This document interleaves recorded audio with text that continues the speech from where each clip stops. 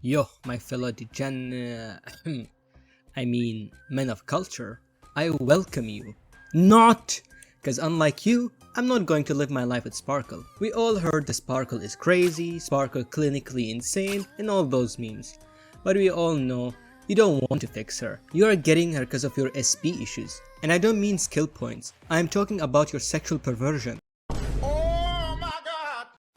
Why?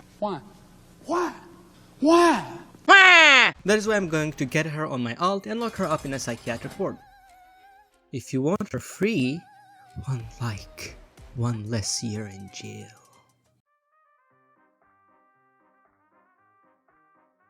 Aside from solving your and certain characters' SP issues and hunger, she also provides a 50% action advance and offensive buffs. It mainly comes in the form of crit damage buff, but she also provides you with attack and damage buffs. Her skill is what buffs crit damage and advance forwards the targeted character. Since it lasts a single turn, you want to use it as much as possible. And thanks to her ult, which recovers 4 skill points and provides team-wide Cypher, the buff that will increase their damage, you'll be able to spam that skill comfortably. While ideally you want to run her in hyper carry teams, SP hungry hyper carries in particular, she still can be used in duo carry comps, though that is not ideal and you want to go about those comps differently. Still, it's nice that she is not strictly limited to hyper carry comps. It's not all roses and sunshine though.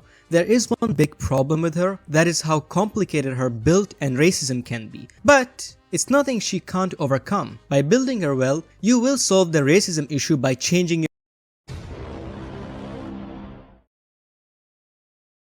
You want to prioritize Sparkle's skill and ultimate, since that is what she wants to be using the most, followed by talent and lastly basic attack.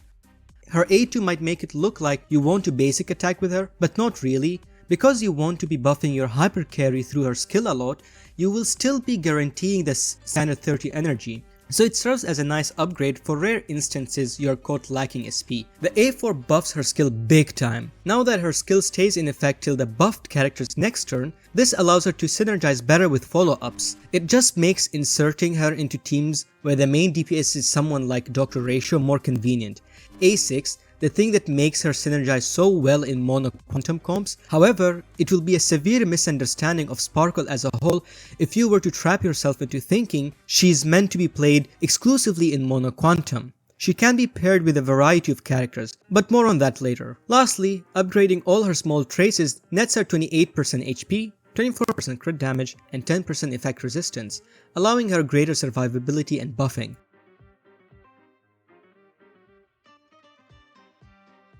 Like most other characters, Sparkle's best Litecoin is her signature, Earthly Escapades. Though something super nice about that signature Litecoin is how universal it is. Just look at this, it's a whole separate kit, so not a crazy investment. The best free-to-play Litecoin is Bronia's signature, but the battle isn't over, cause of course it is. As for 4 stars, you are in luck, as her best Litecoin is the free-to-play option, Past and Future. There is also the alternative Planetary Rendezvous, which interestingly enough is not just beneficial to mono quantum comps, but also is her optimal option for -1 speed build. More on that later as well. There is also Dance Dance Dance, which is a very good option for hyperspeed Sparkle, though relatively horrid for -1 speed build, because of how much it will cause her brain to expand from speed tuning. Sparkle has 2 builds, Hyperspeed build and -1 speed, both being difficult to achieve. One is definitely nightmarish. Hyperspeed build is the nightmarish one, by the way. To make the Hyperspeed build work, you need to reach 161 speed. This will allow you to free up Hyper Carry's boots. Switch it to attack boots over what you usually should aim for, that being speed. Though, obviously, the struggle is achieving that 161 breakpoint.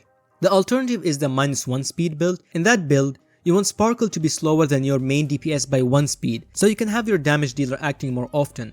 As for this build main drawback, you will have to speed tune, meaning using your brain to target specific speed points, which varies between characters. Luckily, you are spoiled for choice when it comes to artifact sets, as you can go for a variety of 2-piece sets. The best choices are Messenger Traversing Hackerspace, Guard of Withering Snow, Longevous Disciple, and Knight of Purity Palace.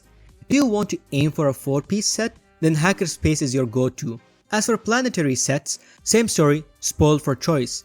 The best universal set is Broken Keel, allowing her to buff that crit damage even more. The alternative is Fleet of the Ageless, which buffs the attack, and the set that synergizes the best with Mono Quantum, Penacony Land of the Dreams. The main stats to aim for is even simpler: crit body for damage, speed for boots, HP percent or defense percent for sphere, and energy regeneration for rope.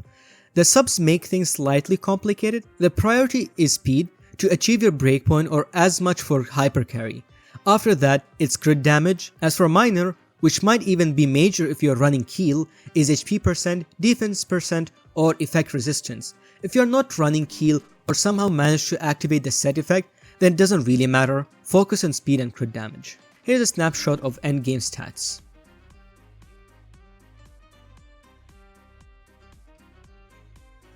I'll be ignoring her synergies with other support units. That slot is largely determined by the main DPS, though a general assumption you can make is she synergizes pretty well with basically all other supports. The most obvious synergy is Imbiber Lune, Xingxue, and Sila. Other SP sensitive DPS characters that synergize really well: Jingyuan, Argenti, Dr. Ratio, Topaz, Himiko, Xueyi, and Herta. And for the team examples, obviously you have the Mono Quantum, the premium being comprised of Sila, Fushuan, Sparker herself, and Silver Wolf. Though if you're feeling pretty cheeky, you could go for a mini Quantum with Qingxue, Lynx, Silver Wolf, and Sparkle herself. The other obvious comp being the Imbiber Lune comp. For an example comp for a follow-up team, it will be like something Dr. Ratio, Topaz, and a Sustainer.